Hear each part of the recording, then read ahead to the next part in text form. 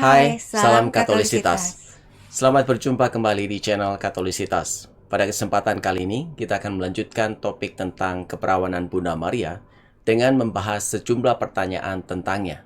Salah satunya adalah ayat Matius 1, 24-25 yang dianggap sejumlah orang menunjukkan bahwa Bunda Maria dan Santo Yusuf mempunyai anak-anak lain setelah Bunda Maria melahirkan Yesus.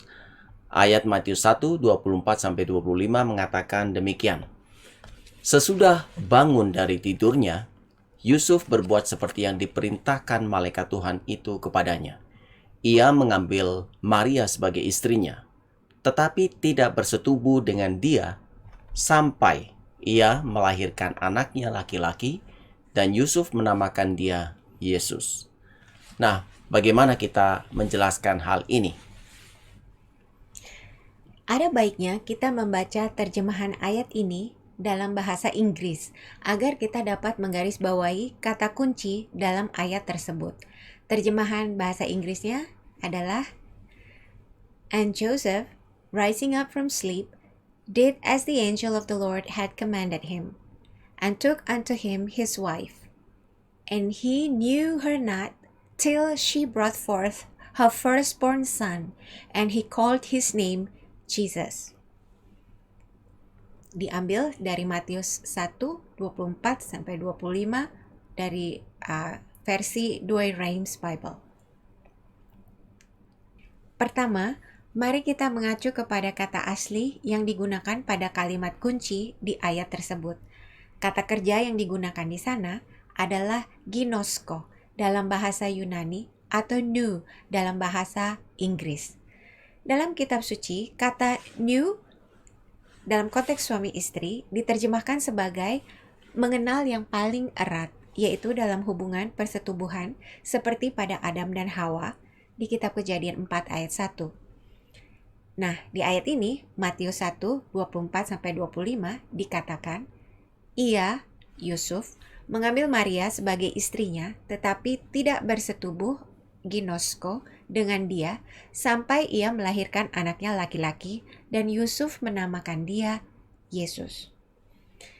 Ginosko adalah kata yang sama yang dikatakan oleh Bunda Maria ketika ia bertanya kepada malaikat yang mewartakan kabar gembira itu. Bagaimana hal itu mungkin terjadi? Karena aku tidak bersuami atau tidak bersetubuh, ginosko, dengan laki-laki, ya. Di Lukas 1 ayat 34. Nah, dengan jawaban Bunda Maria inilah, maka para bapak gereja seperti Santo Gregorius Nyssa, Santo Hieronymus, dan Santo Agustinus menyimpulkan bahwa Bunda Maria memiliki kaul keperawanan selamanya. Itulah sebabnya ia terkejut ketika malaikat mengatakan bahwa ia akan mengandung. Sebab seandainya Maria tidak memiliki kaul keperawanan, ia tidak perlu terkejut atas pemberitaan malaikat itu, mengingat secara fakta ia sudah bertunangan dengan Santo Yusuf, dan pertunangan itu menurut adat Yahudi telah mengubah status Yusuf dan perawan Maria sebagai suami istri. Ya. Demikianlah kita melihat kaitan antara kedua ayat tersebut. Tadi di Injil Matius 1, 24-25 dan Lukas 1 ayat 34. Sehingga kita mengetahui bahwa inkarnasi Sang Sabda Allah menjadi manusia tidak melibatkan campur tangan laki-laki. Iya. Nah, kedua ada juga pemakaian kata sampai atau till ya. Heos kalau dalam bahasa Yunani, Iya. ya. Sehingga orang mempertanyakan apakah Bunda Maria tetap perawan setelah melahirkan Yesus. Karena umumnya kata sampai, bahkan di Indonesia juga sering diartikan adanya perubahan keadaan di antara sebelum dan sesudah, ya, setelah sesuatu terjadi. Ya. Jadi meskipun disebutkan kata sampai di sana, tetapi hal itu tidak menyatakan bahwa setelah Maria melahirkan, Yusuf bersetubuh dengannya. Sebab kata sampai atau heos dalam bahasa Yunani tidak selalu mensyaratkan adanya perubahan kondisi setelah sesuatu itu terjadi. Nah, hal ini bisa terlihat di sejumlah ayat lain dalam kitab suci, ya, yang sama-sama menggunakan kata sampai. Misalnya adalah Matius 28 ayat 19 sampai 20, di mana Yesus berjanji untuk menyertai para muridnya sampai akhir zaman. Iya, jadi kan tidak berarti bahwa setelah akhir zaman maka Yesus tidak menyertai para muridnya. Betul, Bahkan ya. setelah akhir zaman mereka bersatu di dalam kerajaan surga, artinya Yesus menyertai selamanya. Ya. Demikian pula ketika dalam Mazmur Daud ya yang diacu oleh Tuhan Yesus dikatakan demikian. Tuhan telah berfirman kepada Tuanku, duduklah di sebelah kananku sampai kubuat musuh-musuhmu menjadi tumpuan kakimu. Ya, Lukas 20 42 sampai 43 mengacu kepada Mazmur 110 ayat 1 ya. Ayat ini menggambarkan kekuasaan Mesias untuk selama-lamanya yang digambarkan dengan duduk di sebelah kanan Allah Bapa dan menaklukkan semua musuhnya.